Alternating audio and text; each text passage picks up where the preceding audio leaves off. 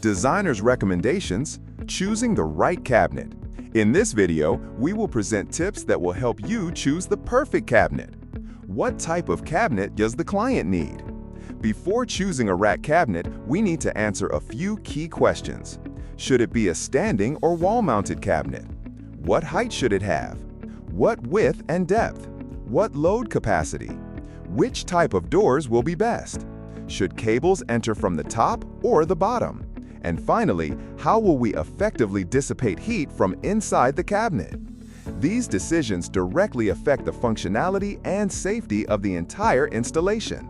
In the analyzed case, we are dealing with an installation that includes 144 twisted pair cables and one fiber optic cable. This is already a scale that requires a well-thought-out approach. Cabinet height and depth.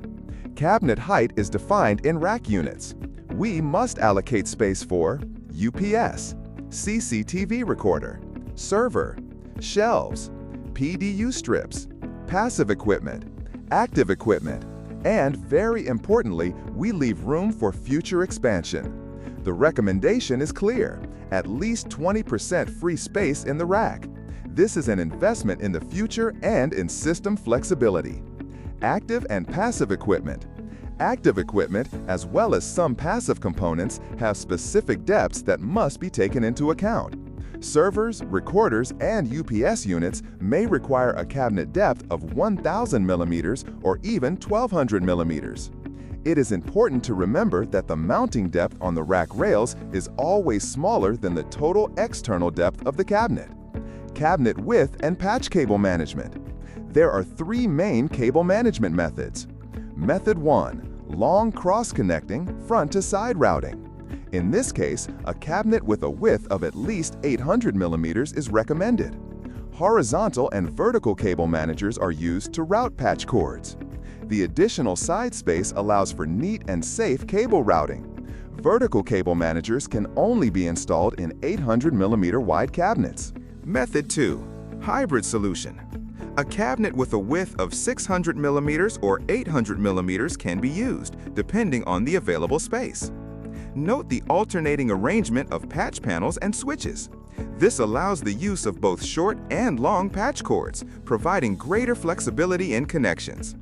Keep in mind that vertical cable managers cannot be installed in 600 millimeter wide cabinets. Method 3.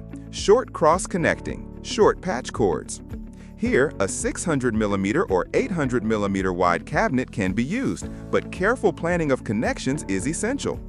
Connections are made exclusively with short 25 centimeter patch cords, which limits reconfiguration options.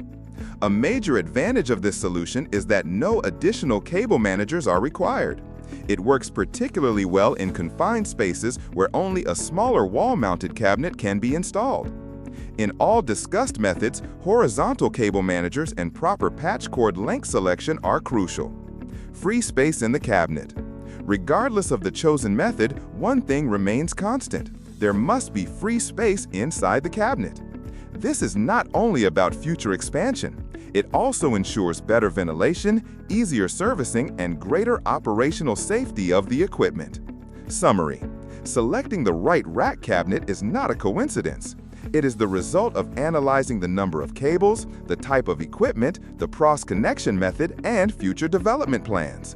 A properly selected cabinet means organization, safety, and readiness for the future.